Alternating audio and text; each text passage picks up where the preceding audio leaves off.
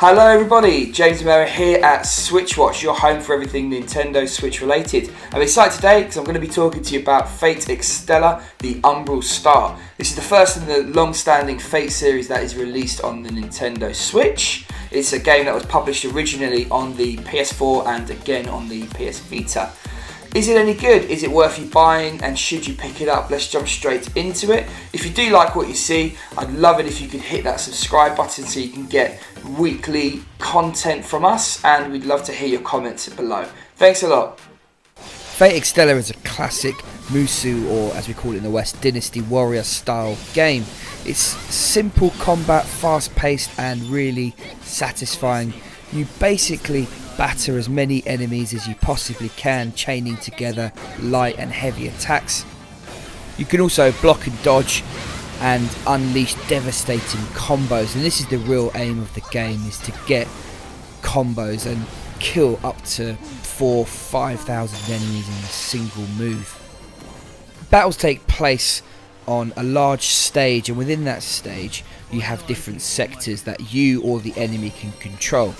You have a number of keys, and once you get to a total set of keys, you win that battle and you get to fight and defeat, hopefully, the final boss of the stage.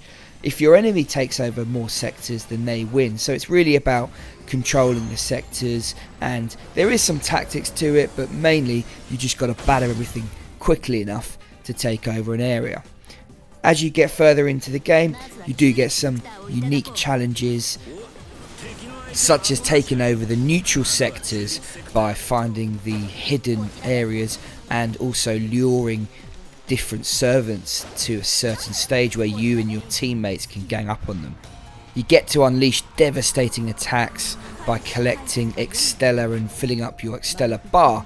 You also then get to do an Extella maneuver special, which is, as you can see, absolutely destroying all of your opponents. There's a huge range of different characters in the game that you'll fight with and you'll also fight against. You get a bond system where you're leveling up your character's affiliation with these other characters, and that gives you some special perks. Unfortunately, they didn't take this particular area very far. There are some side missions throughout the game which you unlock as you progress and take you outside of the story. It's a nice refreshing break, but they all take place in the same stages, and actually this is one of my main problems with the main campaign. Whilst the action is there, there really isn't enough variety. When you consider that the main story arc is actually a repetition from a different viewpoint of itself, this becomes pretty tedious pretty quickly. There really aren't that many mobs, there are only 5 stages, and even some of the missions are very repetitive. They're the same ones regurgitated for a different character. All in all, the gameplay's fun, but there isn't a huge amount of variety here for you to get your teeth stuck into. The Fate universe is one that's fully formed and fully fleshed out, with a bunch of anime and manga titles as well as a number of different games over the years. This particular chapter in the story takes place in a fully digital world, the world of Seraph. It takes place after the Fate Extra series, and you play the role of Praetor, a kind of master to the servants who are digital heroes from ages gone by.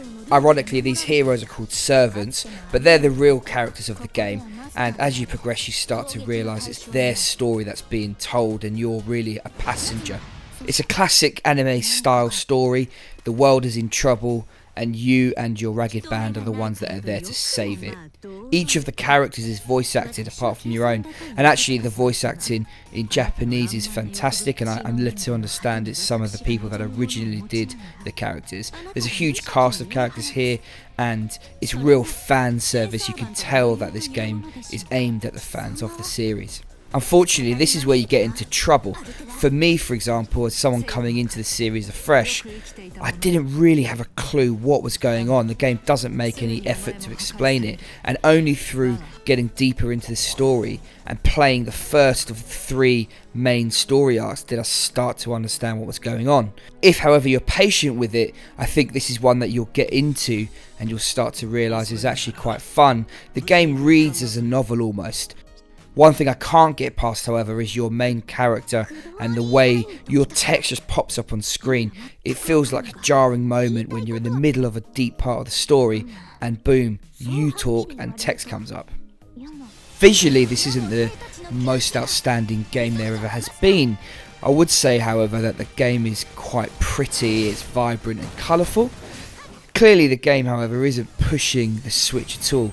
Now this does have a great desired side effect, which is that there's no slowdown throughout the game, whether you're in handheld mode or whether you're playing the game docked.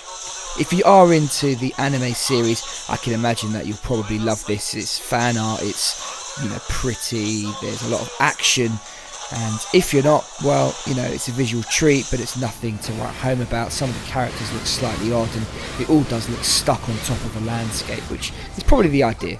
When it comes to audio, I think this is one area that the game actually really shines. All of the characters are voice acted. Now, the fact that they're dubbed in Japanese might frustrate certain people, and I can totally understand that, but the acting is done really well, and the soundtrack's pretty cool. There's not a huge amount of songs, but they're all quite good, they're all quite catchy, which is what you want on this sort of repetitive game. None of them are going to be in your head for the wrong reason. The campaign itself is pretty hefty. There's about 15 to 20 hours. There's probably another 5 hours or so in side parts, side missions.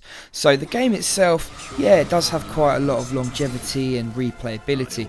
I would caveat, however, that you have to want to continue playing the game, and it is very repetitive, so you might find yourself getting bored.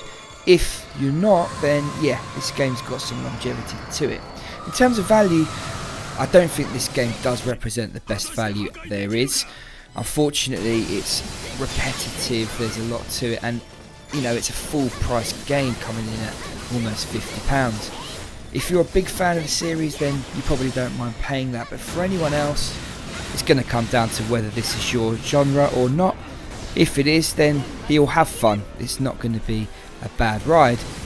Overall, in the end then, this game is rather solid, but fairly average. If you're a big fan of the series, the game's going to go up in your estimations. For everybody else, I'd say it's a 6.5. A good game, but it could have been a lot better. Well, that's it from me today, everybody. Thank you very much for coming and watching it. I hope you enjoyed it.